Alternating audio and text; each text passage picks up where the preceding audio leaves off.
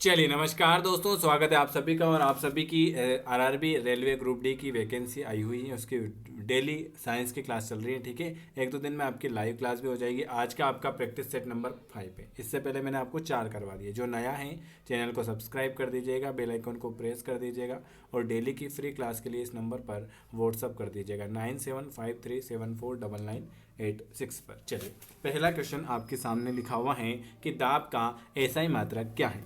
पहले क्वेश्चन का आंसर आपको बताना है कि दाब का एसआई मात्रक क्या हो जाएगा। दाब का एसआई मात्रक होता है पास्कल। ऑप्शन आपका सी वाला आ जाएगा। अगला क्वेश्चन हम 25 क्वेश्चन कर रहे हैं। ठीक है, जब स्थिर बस चलना प्रारंभ करती हैं तो उसमें खड़े व्यक्ति पीछे की दिशा में गिर जाता है। निम्नलिखित में से कौन सा नियम इस परिस्थिति की व्याख्या करता है।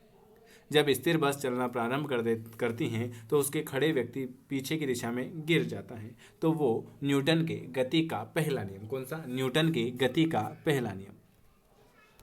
अगला क्वेश्चन है, यदि कार्य का मान धनात्मक हो तो जिस निकाय पर कार्य हो रहा है, यदि कार्य का मान धनात्मक हो तो जिस निकाय पर कार्य हो रहा है वह उसकी ऊर्जा का ह्रास होगा, उसका मान शून्य होगा, वह नियत रहेगा या उसकी ऊर्जा में वृद्धि होगी। तो उसकी ऊर्जा में वृद्धि होगी। ऑप्शन आपका डी वाला आ जाएगा। अगला क्वेश्चन है, जब दो विभिन्न ताप वाली वस्तुओं को आपस में मिलाया जाता है तो मिश्रण का ताप क्या होगा। जब दो विभिन्न ताप वाली वस्तुओं को आपस में मिलाया जाता है तो मिश्रण का ताप अधिक ताप वाली वस्तु के ताप से कम, अधिक ताप वाली वस्तु के ताप से कम, लेकिन कम ताप वाली वस्तु के ताप से अधिक होगा। ऑप्शन आपका बी वाला आ जाएगा। अगला क्वेश्चन लिखा हुआ है, जब कोई वस्तु उत्तल लेंस के रिक्त स्थान पर हो तो प्रतिबिंब अभिवर्धित, आभासी और सीधा होता है। F1 और O के मध्य। जब कोई वस्तु उत्तल लेंस के F1 और O के मध्य पर हो तो प्रतिबिंब अभिवर्धित, आभासी और सीधा होता है। एक विशिष्ट पर की एक माह में ऊर्जा की खपत, एक विशिष्ट पर की एक माह में ऊर्जा की खपत 9×10⁸ जे है, तो इकाइयों में इसकी ऊर्जा कितनी हो जाएगी।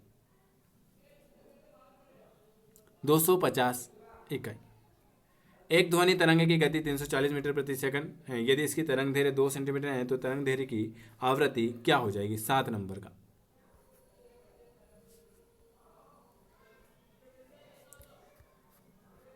अरे 7 का नहीं है, चलो 7वां छोड़ दो। 8वां, यदि क्रिप्टॉन की परमाणु संख्या 36 है तो उसका इलेक्ट्रॉनिक विन्यास क्या हो जाएगा। Very good. तो यदि क्रिप्टॉन की परमाणु संख्या 36 है तो उसका इलेक्ट्रॉन विन्यास 2 8 18 8। चलिए, अगला क्वेश्चन लिखा हुआ है, इनमें से क्षार क्या क्षार है। इनमें से क्या क्षार है। NaOH, NaOH। चलिए, 10वें नंबर का क्वेश्चन है, दिए गए कथन में से कौन सा सही है। दूसरे समूह के तत्वों को क्षार धातुएं कहा जाता है। पहले समूह के तत्वों को क्षारीय मृदा धातुएं कहा जाता है। 17वें समूह के तत्वों को हेलोजन कहा जाता है। ए और सी, केवल ए, बी और सी या केवल सी। Very good. इसमें केवल के 17वें समूह के तत्वों को हेलोजन कहा जाता है। ऑप्शन सी वाला। वह प्रक्रिया है जिसमें अम्ल और क्षार मिलकर लवण और जल का निर्माण करते हैं। कौन सी प्रक्रिया हो जाएगी। उदासीनीकरण वह प्रक्रिया है जिसमें अम्ल और क्षार मिलकर लवण और जल का निर्माण करते हैं। कांसा रिक्त स्थान की मिश्र धातु है। कांसा रिक्त स्थान किसकी मिश्र धातु है। कांसा तांबा और टीन की मिश्र धातु। कांसा तांबा और टीन की मिश्र धातु है। असंतृप्त हाइड्रोकार्बन जिसमें एक या एक से अधिक द्विबंध होते हैं उन्हें क्या कहा जाता है। असंतृप्त हाइड्रोकार्बन जिसमें एक या एक से अधिक द्विबंध होते हैं उन्हें आप क्या कहते हो। उन्हें हम कहते हैं एल्किन कहते हैं। क्या कहते हैं। असंतृप्त हाइड्रोकार्बन जिसमें एक या एक से अधिक द्विबंध होते हैं उन्हें हम क्या कहते हैं। उन्हें हम एल्किन कहते हैं। निम्नलिखित मानव निर्मित रेशों में से कौन सा कृत्रिम रेशा कहलाता है। मानव निर्मित रेशों में से कौन सा कृत्रिम रेशा कहलाएगा। रेयान निम्नलिखित मानव निर्मित रेशों में से कौन कृत्रिम रेशा है। रेयान।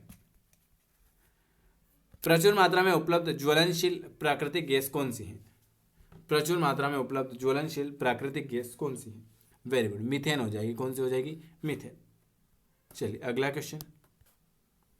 एक मिनट, जो नया है चैनल को, जीवाणु की खोज किसने की थी? आप सभी को पता है कि जीवाणु की खोज जो है एंटोनी वान ल्यूवेनहाक ने की थी। किसने की थी? जीवाणु की खोज एंटोनी वान ल्यूवेनहाक ने की थी। मानव शरीर की त्वचा का सबसे बाह्य परत क्या कहलाती? मानव शरीर की त्वचा की सबसे बाह्य परत, उसे हम क्या कहेंगे? उसे हम कहेंगे एपिडर्मिस। एपिडर्मिस, मानव शरीर की त्वचा की सबसे बाह्य परत एपिडर्मिस कहलाएगी। एक मानव जीव में औसतन कितनी स्वाद कलिकाएं मौजूद होती हैं? एक मानव जीव में औसतन कितनी स्वाद कलिकाएं मौजूद होती हैं? 2000 से 8000। निम्नलिखित में से कौन सा युग्म सही सुमेलित नहीं है? कौन सा? D. Vitamin A macular, vitamin B की भी मैकुलर, विटामिन सी की जेम्स लीड, विटामिन डी की पाल मुलर, ये आपका गलत हो जाएगा। विटामिन डी की खोज किसने की थी? ये आपको कमेंट करके बताना। चलिए 20, मोतियाबिंद, पीलिया, मधुमेह, स्टेमेटाइटिस। तो आप सभी को पता है कि मोतियाबिंद आँख में होता है, ठीक है। तो यहीं से दूसरा, ये तो गलत है, ये गलत, ये गलत, ये वाला हो जाएगा भी आपका। पीलिया जो होता है यकृत में, ये मधुमेह जो होता है वो होता है पाचन ग्रंथि, स्टोमेटाइटिस जो होता है वो जीभ में होता है। ऑप्शन आपका बी वाला आ जाएगा। चलिए अगला, प्रजनन के लिए फूलों में आवश्यक अंग कौन सा है? प्रजनन के लिए फूल में आवश्यक अंग कौन सा हो जाएगा? प्रजनन के लिए हो जाएगा पुंकेसर और स्त्रीकेसर।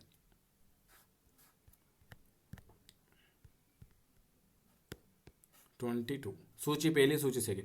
राष्ट्रीय उद्यान, अभ्यारण्य और जिला। राष्ट्रीय मरु उद्यान ताला छापर, फुलवारी की नाल, बंद बारेठा।